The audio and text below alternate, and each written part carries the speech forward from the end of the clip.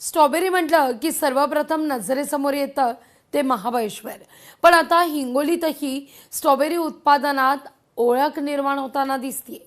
हिंगोलीच्या कळमनुरी तालुक्यातील कवडा या ठिकाणी 10 शेतकऱ्यांनी एकत्रित येऊन गट शेतीचा प्रयत्न केलाय आणि त्यातून स्ट्रॉबेरीचं उत्पादन भरघोस घेण्यात आलंय.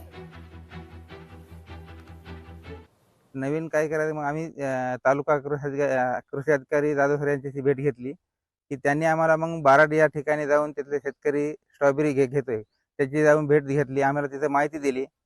पुणे पुणे येथे वाईला जाऊन सगळ्या रोपे आणले तिथून. तिथे रोपे आणून लागवड केली.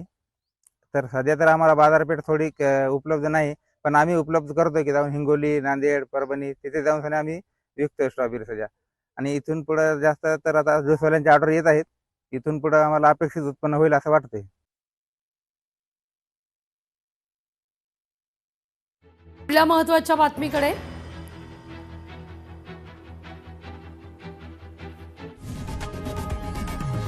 लोकशाही मराठी ऐका, पहा, जागरूक रहा.